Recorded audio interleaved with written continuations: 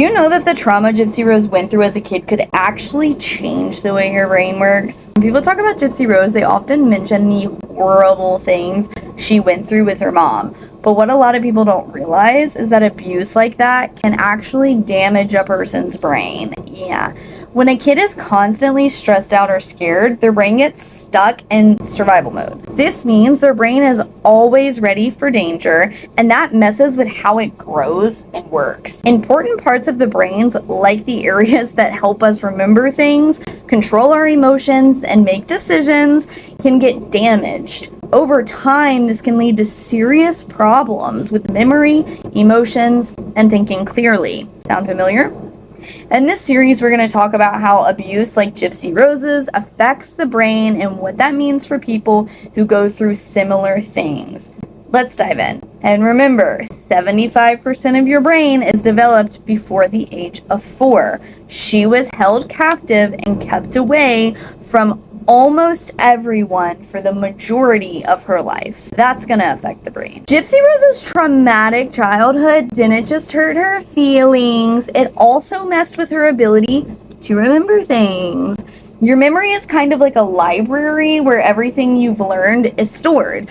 But when a kid goes through abuse, like Gypsy Rose did, it's like someone's tearing pages out of that library. Abuse can mess up a part of the brain called the hippocampus, which is really important for making and storing memories.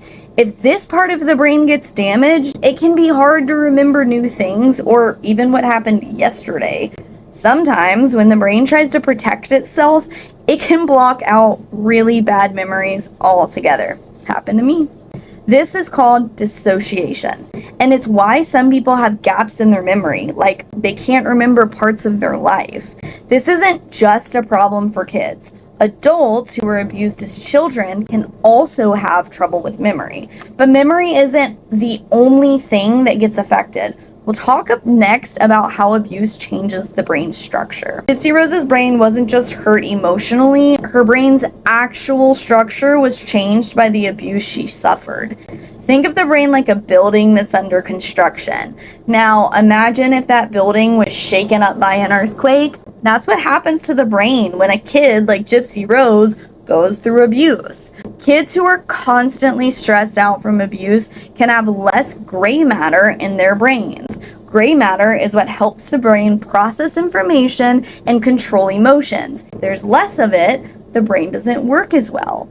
The parts of the brain that are hit hardest include the prefrontal cortex, which helps with making decisions, and the hippocampus, which helps with memory. Another part, called the amygdala, handles emotions like fear and anger, and it can become overactive. These changes make it hard to think clearly, control emotions, and even make good decisions.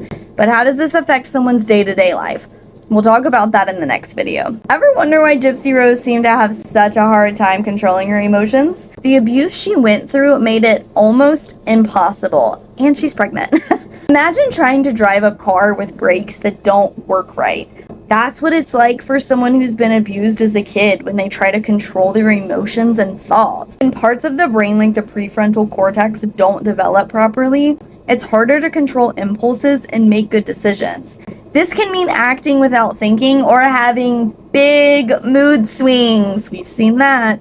And because the amygdala gets supercharged by all the stress, emotions like fear, anxiety, and anger can get really intense. This can lead to feeling overwhelmed by your own emotions. Thinking clearly can be tough too. The brain just isn't working as well as it should. But there's more to it, and we're gonna look at the long-term effects of these brain changes in the next video. Gypsy Rose's brain didn't just affect her as a kid, they followed her into adulthood. The effects of childhood abuse don't just go away when the abuse stops. They can stick around and cause problems even when you're an adult, just like they did for Gypsy Rose. One of the biggest issues is with memory. Adults who are abused as kids often struggle to remember things, especially the bad stuff that happened to them. But it's not just memory that's affected.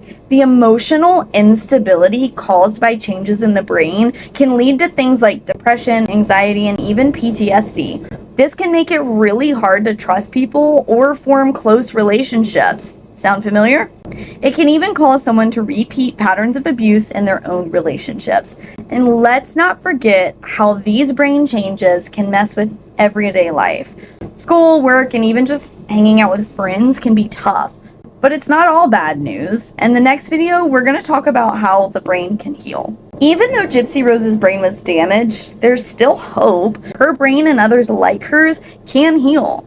People often think that once your brain is damaged, that's it. But the brain is actually pretty amazing at healing itself, even after trauma like what Gypsy Rose went through. This is called neuroplasticity. Neuroplasticity is like the brain's way of fixing itself. It can create new pathways and connections to make up for the ones that were damaged. With the right help, like therapy, the brain can start to heal. I've actually had the opportunity to help people heal through methods that affect the neuroplasticity of their brain.